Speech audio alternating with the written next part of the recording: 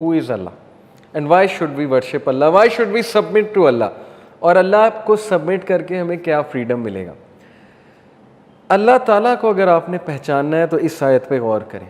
अगर आप तदब्बुर करना चाहते हैं, बैठ के सोचना चाहते हैं क्रिएटर कितना ग्रेट है, क्या है क्रिएटर, क्या हस्ती है वो, अगर आप सोचना चाहते हैं इस आयत को अपना कॉन्स्टिट्यूशन बनाए। अल्लाह कहते हैं चैप्टर 41 वर्स 53, सनुरीहिम आयातिना फिल आफाकी वफ़ी अनफुसिहिम हत्ता यतबय्यन लहुम अन्नहुल हक़। वी विल शो देम, हम इन्हें दिखाएंगे आवर साइंस, अपनी आयात, अपने साइंस, इन दी होराइजन्स, आफाक में, यूनिवर्स में, होराइजन में, creation of the heaven and the earth में, एंड वफ़ी अनफुसिहिम, एंड विद इन देमसेल्व्स, और इनके अपने अंदर हम इन्हें साइंस दिखाएंगे, हत्ता यतबय्यन लहुम अन्नहुल हक़, यहाँ तक कि इनको 100% श्योर हो जाएगा कि ये हक है, कि इन्हें बनाने वाला मैं हूँ और इनका खालिक है, और ये कि ये कुरान हक है, ये वही हक है, और ये दीन हक है, इस्लाम हक है, इन्हें 100% श्योर हो जाएगा। लेकिन अवलम यकफ़ी बिरब्बिका अन्नहु अला कुल्ली शैइन शहीद, लेकिन क्या तेरे लिए काफ़ी नहीं है कि तेरा अपना रब शहादत दे रहा? अल्लाहु अकबर। फेथ डिमांड की अल्लाह ने कि तुझे दिखा दूंगा मैं, अगर देखने निकलेगा तुझे होराइजन में साइन दिखा दूंगा, तेरी अपनी क्रिएशन के अंदर तुझे साइन दिखा दूंगा। आज मेडिकल साइंस कैसी कैसी चीज़ें हमें बता रही है। द ह्यूमन बॉडी पूरी एक डॉक्यूमेंट्री है, द ह्यूमन माइंड और फिर है द ह्यूमन बॉडी, ये 2 डॉक्यूमेंट्रीज़ हैं, मैं आपको रिकमेंड कर रहा हूँ, ये देखें जाके, आप डेल्व डीप करें अपने अंदर कि आप क्या क्रिएचर हैं, आपका नर्वस सिस्टम कैसे काम करता है। एक चीज़ से आज मैं डिस्कस करूंगा आपसे विद इन योर सेल्फ्स के हवाले से, डीएनए, इंशाल्लाह I will come to it. DNA के बारे में आपको बताऊंगा कि वो चीज़ क्या है डीएनए। अल्लाह कहता है तुम्हें दिखा दूंगा मैं सब कुछ, लेकिन क्या तेरे लिए ये काफ़ी नहीं है कि तेरा रब इस बात पे शहीद है कि मैं तेरा क्रिएटर हूँ और ये हक है? तो हमारे लिए यस ये काफ़ी है, अल्हम्दुलिल्लाह, मुसलमानों के लिए काफ़ी कि हमारा रब खुद गवाही दे रहा है कि ये कुरान मेरी तरफ से, और वो खुद गवाही दे रहा है कि वो खुद ये कह रहा है कि इसको चैलेंज करो। अगर तुम समझते हो किसी और ने बनाया तो फिर इसको चैलेंज करो। सबसे पहले डीएनए की मैं बात करूंगा, लेकिन उससे पहले एक और अल्लाह की बात आपको सुनाऊं। चैप्टर 51 सूरह ज़ारियात में आयत नंबर 20 और 21 में अल्लाह कहते हैं वफ़िल अर्ज़ी आयातुन लिल मुक़िनीन and on the earth are signs for those मुक़िनीन। कौन है वो? जिनको यकीन है, who have faith in Allah. और दुनिया में उन लोगों के लिए साइंस हैं, अगर वो देखें, गौर करें, दुनिया की क्रिएशन में भी, दुनिया के लोगों में भी, वैरायटी ऑफ लैंग्वेज में भी, वैरायटी ऑफ कलर्स में भी, और मुल्कों में, एरियाज़ में, समंदर में, पहाड़ों में, हर चीज़ में अल्लाह के साइंस छुपे में। किन लोगों के लिए? लिल मुक़िनीन, जो यकीन रखने वाले हैं, who are certain in faith, उनको नज़र आ जाएंगे। लेकिन जो ब्लाइंड हैं, जो अंधे हैं, वो कहेंगे कौन से साइंस, हमें तो कुछ नज़र नहीं आता, हालांकि उनके अपने अंदर साइंस छुपे हुए हैं, लेकिन मानना नहीं है। वफ़ी अनफुसिकुम, और तुम्हारे अपने अंदर, अफला तुबसिरून, क्या तुम नहीं देखोगे? क्या तुम बसीरत वाले नहीं हो? क्या तुम्हें नज़र नहीं आता है? डीएनए का स्ट्रक्चर और उसकी वर्किंग इन इटसेल्फ, ये अल्लाह सुब्हानहू तआला का डिवाइन सिग्नेचर है। डीएनए, अल्लाह की कोडिंग, अल्लाह की प्रोग्रामिंग, बायो के स्टूडेंट्स जो हैं इसके बारे में जानते हैं। देखें, अगर हम सिर्फ आइस का ही स्ट्रक्चर ले लें ना, बर्फ़ का स्ट्रक्चर ले लें और उसको माइक्रोस्कोपिक लेवल पे जाकर देखें, आप अगर आप स्टडी करें गूगल खोल के कि आइस का स्ट्रक्चर क्या है, आप उसके क्रिस्टल्स देख के हैरान हो जाएंगे कि उसके क्रिस्टल्स कितने खूबसूरत शेप के हैं माइक्रोस्कोपिक लेवल में, और आइस का स्ट्रक्चर हाइड्रोजन बॉन्डिंग की वजह से कितना मुख्तलिफ है, क्योंकि वाटर से बनती है ना आइस, आइस में हाइड्रोजन बॉन्डिंग होती है। उसकी आप उसका सीक्वेंस देखें, उसके मॉलिक्यूल्स का जाके, जैसे एक एक मॉलिक्यूल, उसका सीक्वेंस इस बात की शहादत दे रहा है कि मुझे जो बनाने वाला है, मेरा जो क्रिएटर है, वो एक बहुत इंटेलिजेंट डिज़ाइन के साथ मुझे बनाया उसने। आइस की मैंने मिसाल क्यों दी? क्योंकि आइस एक बड़ी खूबसूरत सीक्वेंस के साथ स्ट्रक्चर है, लेकिन उससे भी कॉम्प्लेक्स तरीन चीज़ की मैं बात करने लगा हूँ, डीएनए की। डीएनए, उसकी प्रॉपर्टीज़ क्या हैं, उसकी वर्किंग क्या है, उसका मोलेकुलर स्ट्रक्चर क्या है, डीएनए का साइज़ क्या होता है। सबसे पहले डीएनए होता क्या है?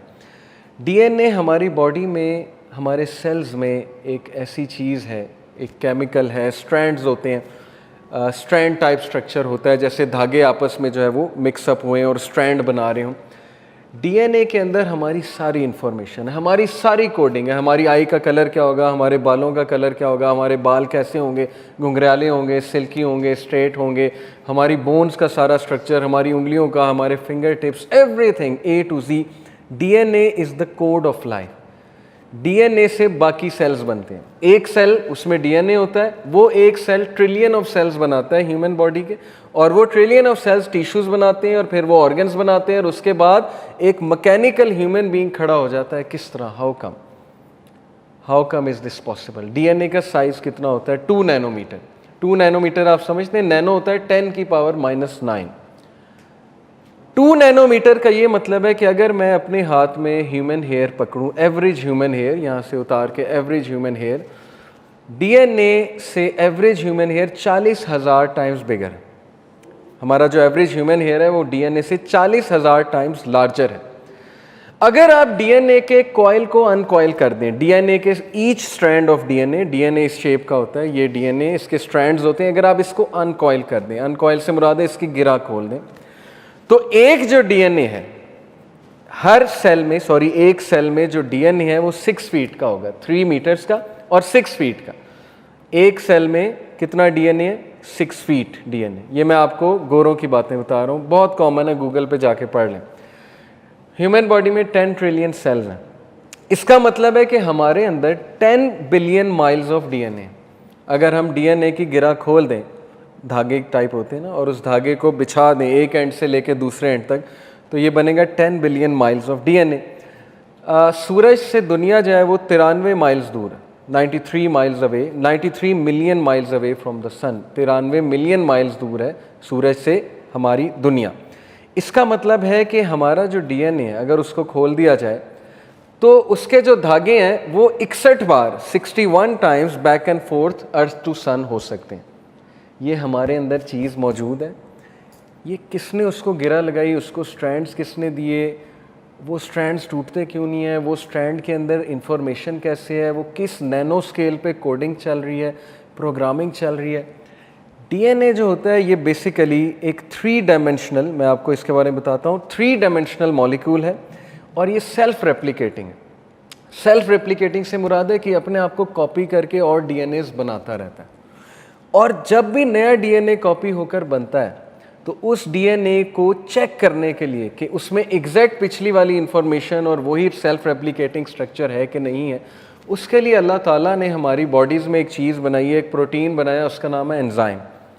वो जो एंजाइम्स हैं वो डीएनए में ट्रैवल करते हैं अप एंड डाउन और चेक करते हैं कि क्या इसमें कोई गलती तो नहीं है। जस्ट लाइक एक एडिटर रखते हैं, हम जॉब पे एडिटर रखते हैं कि यार मैंने न्यूज़पेपर छापना है तो ज़रा चेक कर लो कि ये कोई मिस्टेक तो नहीं है, या मैंने एक आर्टिकल लिखा है मैं कहूँगा आप एडिट कर दें इसको। ये जो एंजाइम्स हैं ये एडिट कर रहे हैं डीएनए को। अगर कोई मिस्टेक हो जाती है, अगर कोई मसला आ जाता है, अल्लाह ने सेल्फ डिफेंस मैकेनिज्म रखा हुआ है ताकि एक आइडेंटिकल कॉपी क्विकली और एफिशिएंटली बन जाए। एंजाइम्स ये कर रहे होते हैं, और ये विद इन नैनो सेकेंड्स सारा प्रोसेस चल रहा होता है। ये विद इन डेली चल रहा होता है, डेली इंसान के सेल्स और टिश्यूज़ बन रहे होते हैं, डेली डीएनए एट वर्क होता है, डेली डीएनए एट ग्रोथ होता है, सेल्फ रेप्लिकेटिंग होता है। ये सारा मैकेनिज्म जो चल रहा है, इंसान कहता है कि ये सब नेचुरल सिलेक्शन से बन गया, इंसान कहता है ये सब एक धमाके से बन गया, एवोल्यूशन हुई और बस बाय चांस बन गया।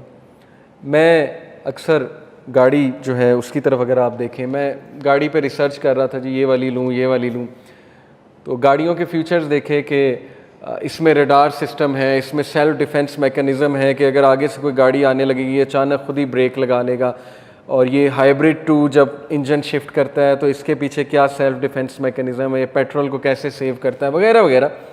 लेकिन नोबडी सेड कि ये गाड़ी वीज़ल या दूसरी हाइब्रिड गाड़ीज़ ये खुद से बन गई हैं।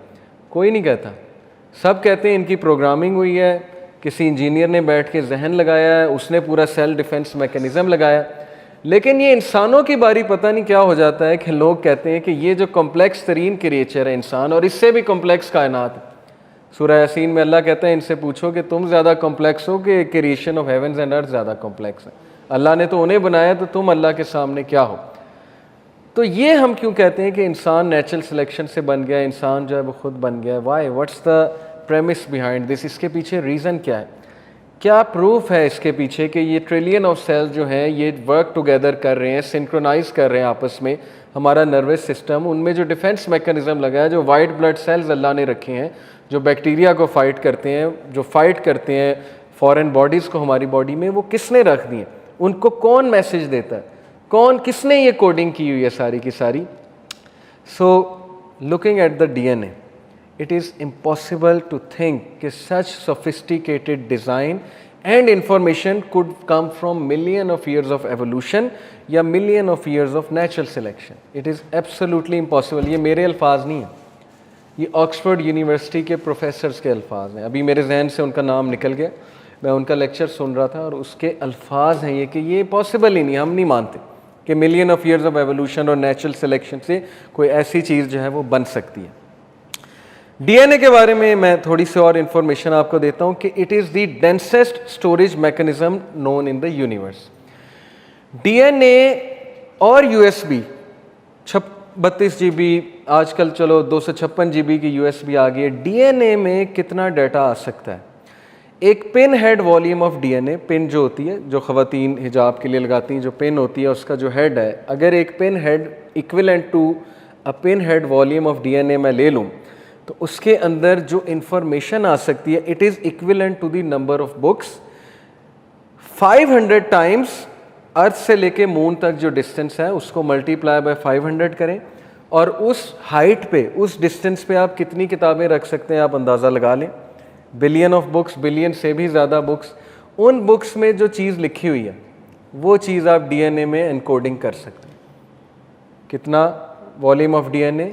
एक pin head volume of DNA ले लें, उस DNA में कितनी इंफॉर्मेशन आ सकती है? जितना डिस्टेंस अर्थ से लेकर मून तक है, मल्टीप्लाई बाय 500, उस हाइट पर किताबें रख दो, वन अबव द अदर, वो सारी किताबों की information pin head volume of DNA में आ सकती है।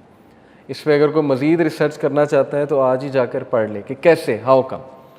sciencealert.com एक वेबसाइट है, sciencedigest.com, उस पर ये इन्फॉर्मेशन सारी आपको मिल जाएंगी कि how is this even possible. ये कोडिंग, ये इंफॉर्मेशन, ये इंटेलिजेंट डिज़ाइन कहाँ से आ गया? अल्लाह सुब्हानहू व तआला कहते हैं चैप्टर 28 वर्स नंबर 68 में, व रब्बुका यखलुकु मा यशाउ व यख्तारु मा काना लहुमुल खियरा सुब्हानल्लाहि व तआला अम्मा युशरिकून, and thus it is that your sustainer contains whatever he wills. और यही वाक़या है कि तेरा रब जो चाहता है बनाता है। Whatever is best for them and he chooses for mankind whatever is best for them, और वो इंसानों के लिए वो बनाता है जो उसे पसंद है। इंसानों को उसने क्या क्या डिफेंस मैकेनिज्म दिया हुआ है, अभी मैं आगे और भी बहुत सी बातें आपके सामने रखूंगा। Limitless is God in is glory, सुभान अल्लाह, लिमिटलेस है अल्लाह अपनी ग्लोरी में। व तआला अम्मा युशरिकून, और हाई है, एग्जॉल्टेड है above what ever they associate with him.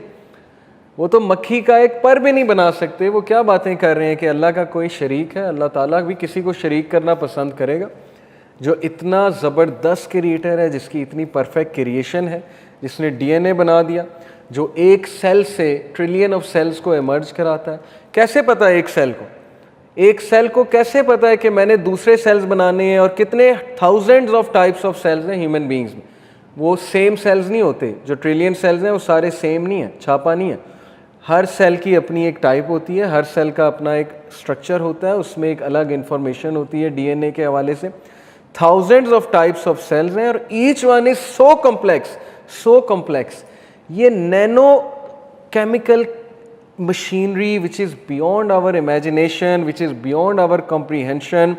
और इस नैनो केमिकल मशीनरी में एक ऐसा मैनुअल सिस्टम और परफेक्ट सिस्टम ऑफ इंफॉर्मेशन समाया हुआ है जो हमारी बॉडी को ऑपरेट कर रहा है, जो हमारी बॉडी को इंस्ट्रक्शन दे रहा है, जो हमारी बॉडी के मैकेनिज़म्स को कंट्रोल कर रहा है।